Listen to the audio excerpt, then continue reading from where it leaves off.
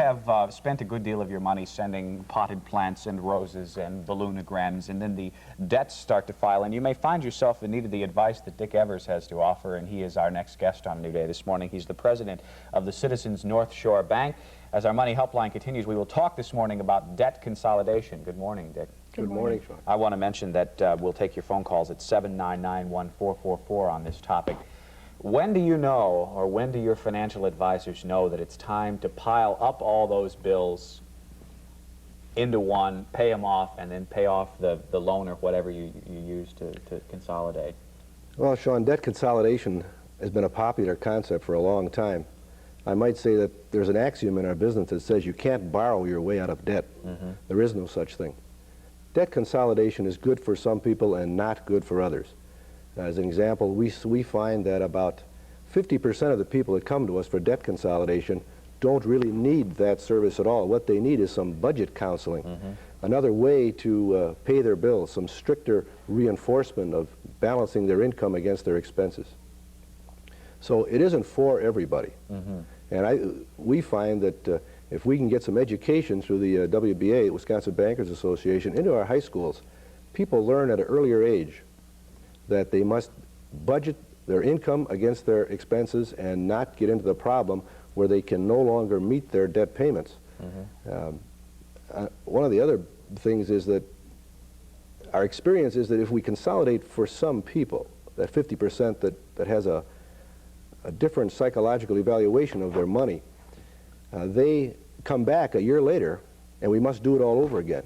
And that is kind of a pyramiding thing. What we do is we relieve the pressure that they have in their budget for a short period of time, but they don't change their habits. Right. You must change your spending habits, and they're back again with another problem a year later if they haven't solved their basic problem, which is that spending.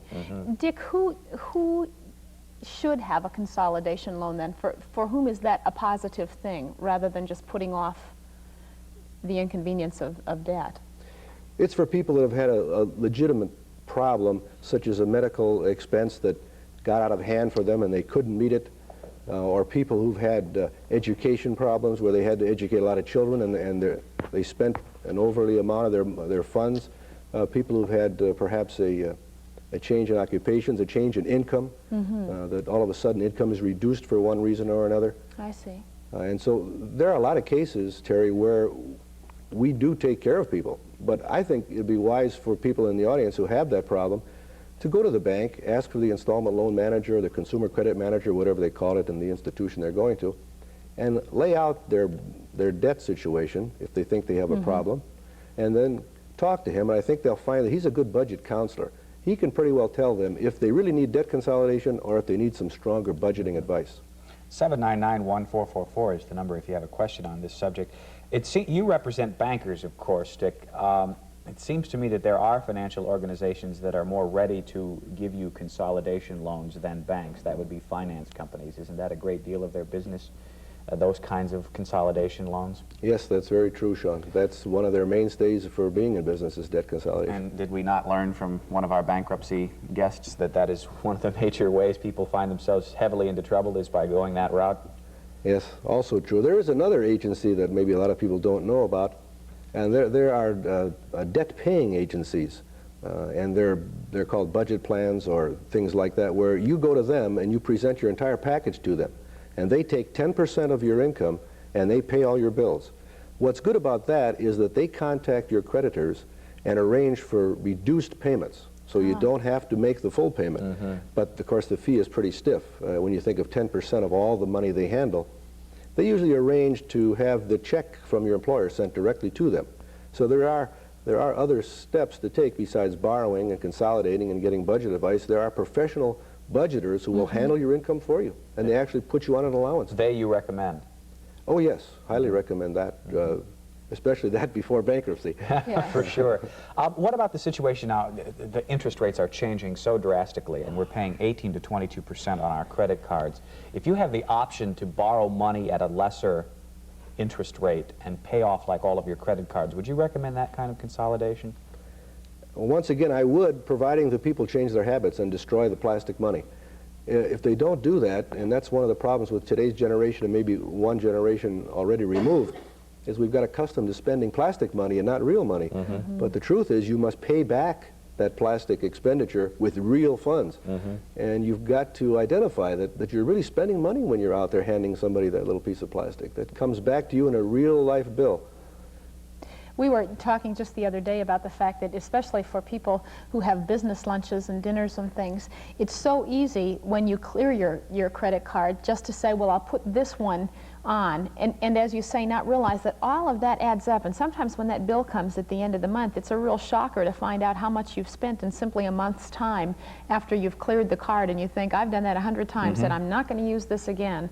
And then that bill comes and I think, how did I get so much on here in such a short period of time? That's a real trap, Terry, and not only is it a trap, but most of those credit cards have the availability for when the bill comes to only pay 10% of it. Yes. And then all of a sudden, you got yourself a bill you didn't pay that you intended to pay in 30 days. Then comes the next one, and then that's piled up on you, and then you're into the problem where Sean said all of a sudden maybe you're a case then for debt consolidation. But we have to go back to the basics. You must change your habits of spending. You've got to conquer that problem, or you'll always have that problem of being in debt over your head. One of the things that I think people ought to be aware of is to realize when they've got a problem. And I like to say that if you can look back and see that you haven't saved anything in the last 6 months, nothing has been saved, you spent everything you've made, you've got a problem. Because you should be putting something aside, if it's for a vacation or if it's for a school expense for children, no matter the reason, a major purchase that you want to buy a refrigerator or something like that. If you haven't saved anything for 6 months, I think you've got a spending problem. You should take a good hard look and see where you're going wrong. Good advice. Dick Evers, President of the Citizens North Shore Bank. Thank you, Dick, for being with us this morning. Thank you, You're Dick. welcome. Could be the McDonald's of the banking world. It is a franchise arrangement that is now underway in 9 Wisconsin banks. Officials in the industry say it's only the beginning of the day when customers will be served by a nationwide banking system. Let's look at the changes that banks are undergoing in our Emphasis Report today. Later on, a local author will share his thoughts on the subject. But first, our News 4 Emphasis Report with Lynn Sprangers. It's more than a new name and a new sign. This signals a new banking concept for Wisconsin. Citizens Bank in Shorewood and 8 others are now part of the first banking franchise in the state. You won't have to worry about moving your bank anymore. We are the bank that moves with you. Secondly, I would say that by carrying our card, our plastic card, you can now get cash in, I said 4,000 different locations, including Alaska and Hawaii. As we spread eastward with the franchise, I think that it'll take on much more significance. It allows the banks the best of both worlds, increased services of a national identity while retaining local ownership and staff. That's why if it wasn't for the cake, customers might not know they're part of the 7th largest banking system, First Interstate Bank out of California. California Bank. My God, you mean California is invading Wisconsin? Something new. While the franchise system is something new to Wisconsin banking, change is certainly something that's not new to the industry. There's a lot of competition coming into play from outside bank sources. Well, absolutely. Sears, as you know, is nationwide, and this gives us the capability in a few years to be nationwide and compete with Sears. The other side of competing with those non-bank banks is deregulation for us, which is taking place rather rapidly. Banks know that they must stay on top of new marketing possibilities to keep and to attract customers. Customers who know what they want in a bank. I guess the checking is the thing that most interests me, what kind of checking policy and if they have time card and those kinds of services. Sort of a personal touch. It's great when they walk in and sit and call you by name, and they go overboard to do a few things.